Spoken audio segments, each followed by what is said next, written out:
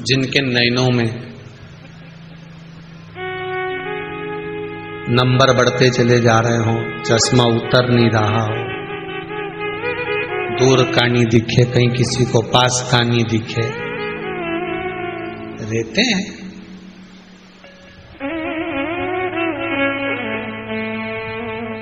उसके लिए भी शरद पूर्णिमा के दिन तुलसी की जो डंडी होती है, तुलसी जैसे बेलपत्र की जो ये डंडी है, ऐसे ही तुलसी का जो पत्ता होता है, उस पत्ते की जो डंडी होती है, उस डंडी को चंद्रमा को देखा जाता है।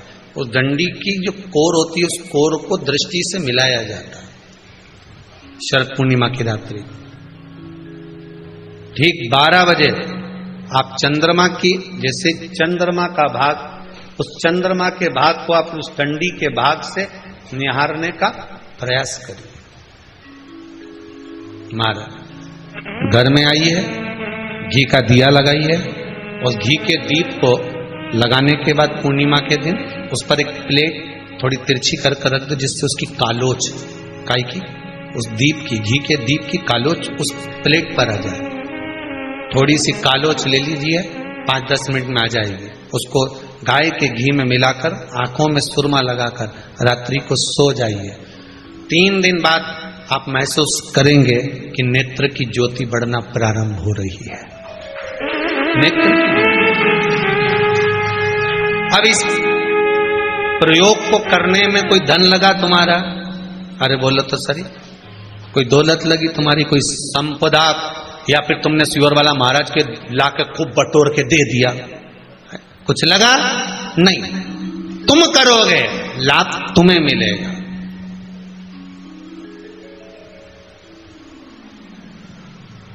ये वो टच पावर नहीं है जैसे पूजन में चलता है ना, कि पूजन में पति पूजन कर रहा और पत्नी उसको टच करके बैठी हो, है मिल जाएगा।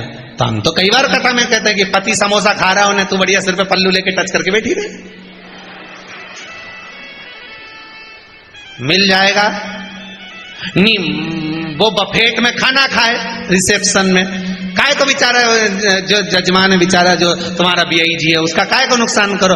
एक प्लेट उठा, क्योंकि आज के जमाने में प्लेट ही महंगी है, 500 की एक चढ़ती होगी, कितने की चढ़ती होगी जो केटरिंग में देते हैं ना, 500-300 की है। अब 300 का नुकसान, तो प्लेट एक उठा और पति जी में तुम सिर पर पल्लू लेकर टच करके ने वो गुलाब जामुन खाए न स्वाद तुझे आए, वो इमरती खाए न मुंडा में जाए, न जलेबी खाए तो सीधे, न वो गोलगप्पा वो खाए न तुम्हारे मुंह में जाए, तो ऐसा हो। अरे बोलो तो सही। दवाई मरने के बाद खिलाई जाती है कि जीते जी खिलाई जाती है? जीते जी। और कोई कहे कि अब मर गया रे, अब इसको जरा डिस्पिरिन की गोली खिला दे, इसका सिर दुख दिया, इसका पेट दुख रहा होगा, इसको जरा कोई पुदीना की गोली खिला दे, दे जरा दे इसको खिला। दवाई जीते जी खिलाएं कि मरने के बाद खिलाएं? अरे बोलो तो जम के, जीते जी। अब मरने के बाद दवाई काम करेगी क्या? प्राण छूटने के बाद दवाई काम करेगी क्या? बोलते जाओ जरा दमदारी से। जितने आस्था पर कथा सुन रहे, फेसबुक ग्रुप पर सुन रहे हो, दवाई जीते जी काम करती है, मरने के बाद दवाई काम नहीं करती। उसी तरह राम नाम, कृष्ण नाम, शिव नाम जीते जी भजन करोगे तो काम करेगा अंतिम बिंदु तक।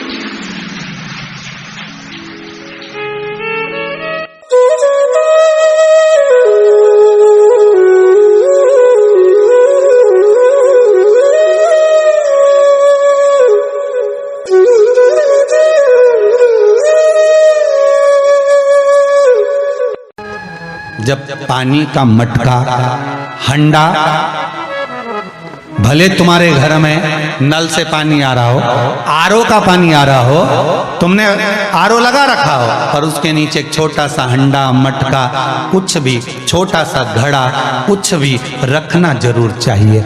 रसोई घर में भले इतना बड़ा हंडा रखो, मटका रखो, घड़ा रखो, कलश रखो, पर रखना जरूर चाहिए। क्यों? उसमें पितरों का स्थान होता है। तो घर में, रसोई घर में कभी परिवार में किचकिच नहीं होती, क्लेश नहीं होता, अगर हंडा भरा हुआ है। हंडा खाली होते होते जब सुबह के समय पर पानी थोड़ा रह जाता है, उस घर में जहां हंडा आधे से ज्यादा खाली हो जाता है, शास्त्र कहता है, भविष्य पुराण कहती है, जहां पानी का हंडा आधे से ज्यादा खाली हो गया, समझ लेना दूसरे दिन रसोई घर में क्लेश जरूर होगा, यह पक्का। इसलिए हंडे की सीमितता देखी जाती है। मटके को, हंडे को, कलश को आधे से ज्यादा भरकर रखा होना चाहिए, भले आधे तक भरा रहे पर आधे से नीचे नहीं जाए। उस घर में अब माताएं पूछती हैं, पंडित जी हमारे घर में बहुत क्लेश है, हमारी बहू सुनती नहीं, बहू के हमारी सास नहीं सुनती। क्लेश हो कहां से रहा? जब तुम लड़की पसंद करके आई, उसका पाँव देख के आई, 25 बार फोटो देखा,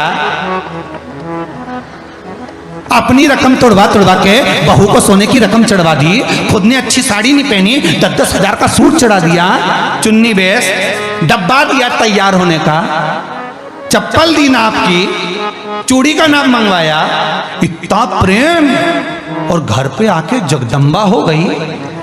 कारण क्या है? इतना क्लेश कहां से आ गया?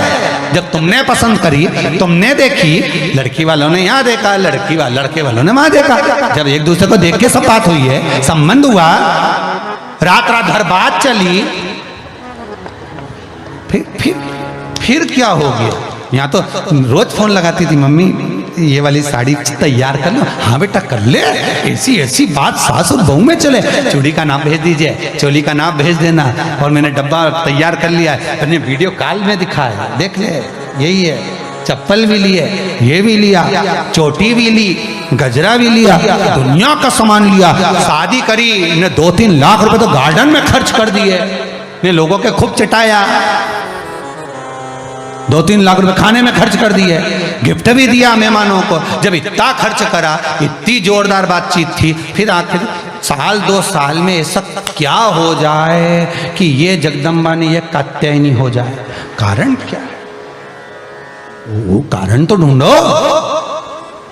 अरे बोलो तो सही है कि नहीं है? कारण तो ढूंढो कि कारण क्या है ऐसा, कि क्या कारण हो गया? अब दोष दे नहीं कि माँ ने सिखा दिया होगा, और वो दोष दे, तुम तो अपनी माँ के ही हो, हमारी तो सुनो ही नहीं, अब वो इधर दोष, वो उधर दोष दे। ये दोष देने से कुछ नहीं हो, अपने कर्मों का दोष देखो। ने जरूर झांक कर देखना कि सवेरे सवेरे कहीं हंडा खाली तो नहीं मिल रहा है, पूरा नीचे तक तो नहीं चले गया, आधे से नीचे तो नहीं हो गया, मतलब घर में दूसरे दिन क्लेश तो होना ही है। भले कटोरी के चक्कर में, पानी के चक्कर में, रसोई घर के चक्कर में, रोटी के चक्कर में, चाहे दिन भर में कभी भी होगा, पर 24 घंटे में क्लेश होगा, वो पक्का है। थोड़ा भरा, क्यों भरकर रखा जाता है मटका? क्यों भरकर रखते हैं हंडा? क्यों कहा जाता है कि जिस समय वास्तु पूजन होता है, पितरों के लिए पूजन करी जाती है, तो हंडा भरा जाता है, नया कोरा मटका, नया हंडा वास्तु पूजन में भरा जाता है। क्यों? और जब पंडित जी सिर पे मंगवाते हैं, नारी भर कर लाती है, गृह प्रवेश होता है, भरा हुआ मटका, खाली नहीं, भरा। और जब भरवाते तो इतना भरवाते कि उसका पानी उंडेलना चाहिए, वास्तु पूजन का नियम है। जिस समय मटके को भरकर लेके आते हैं घर के अंदर, कलश भरकर लेके आते हैं, वास्तु प्रवेश करते हैं, गृह प्रवेश करते हैं, तो मटका इतना भरा जाता है, उसका पानी बाहर ढुलना चाहिए। और जब लेकर आए तो झलकता हुआ पानी होना चाहिए। नारियल रखे, आम का पत्ता रखे तो पानी गिरता रहे। पर माताएं तो अपने फैशन में नहीं, डेंटिंग पेंटिंग कराए तो पानी गिर जाए तो वही नाराज हो जाए, बेचारा पंडित जी की हालत खराब कर कि तुमने इतना पानी क्यों भरा, कम नहीं भर सकता था, हमारा पूरा। ये तो परंतु शास्त्र रीति क्या कर रही है, भविष्य पुराण क्या कर रही है, हमारी शास्त्र क्या कर रहे हैं कि पानी भरा हुआ जब चलता है, झलकता चले, घर में जब प्रवेश करे तो भगवान से यही प्रार्थना रहती है कि लक्ष्मी ऐसी झलकती रहे, इतनी कृपा कर। पर लोग, पंडित जी भी कह दिया अच्छे कपड़े पहनी बेचारी ने, पिन मिन लगाई हो, बढ़िया जोरदार पल्लू मल्लू लिए, तो अब ये डब्बा मब्बा भर के तैयार कर, डेंटिंग पेंटिंग कर, बार जब पानी गिरे तो कहीं तो बेचार पंडित जी के थोड़ा खाली करो पंडित जी खाली करो, अब खाली करा, इतना भर दिया। अब वो मैंने आम का पत्ता, नारियल सब धर दिया, और ना वो झलके ना कुछ झलके, क्योंकि इसका अहंकार इतना झलके तो कलश की खाक झलके।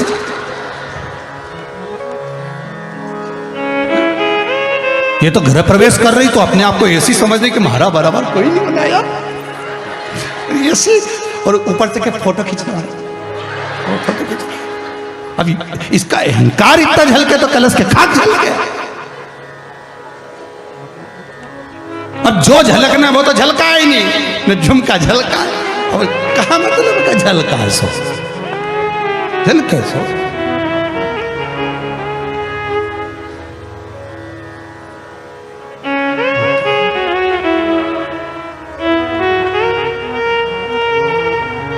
अब पंडित जी से कह रहे हमने तो वास्तु पूजन भी अच्छा कराया था, नहीं में नाग नागिन का जोड़ा भी धराया था, जब बना जब सब कुछ करा, मकान भी अच्छा है। और कोई कह रहा है कि मकान का भी बुरा नहीं हुआ, दिक्कत ये हो गई कि वो जो करना है वो तो कर ही नहीं पाए न, बस वो जो झलकाना था वो नहीं झलकाने, दूसरी चीज झलक गई है।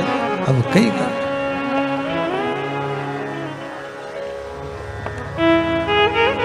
अब विचार करें अब क्या करें, अब क्या करें। शिव महापुराण की कथा करें, इसलिए तो शंकर की कथा, शिव महापुराण की कथा ये बार बार बदल बदल के क्यों, नहीं तो एक जैसी पुराण बाजते हैं हम भी बाजने में कहा जाए, बाजो बदल बदल के कुछ मिल जाए, कुछ से आपकी जिंदगी संवर जाए, कुछ ऐसा मिल जाए कि आपका घर लक्ष्मी से खाली ना हो, समृद्धि से खाली ना हो, सुख से खाली ना हो, कभी वंश से खाली ना हो, बढ़ता चले, कुछ मिले, कुछ प्राप्त हो आप।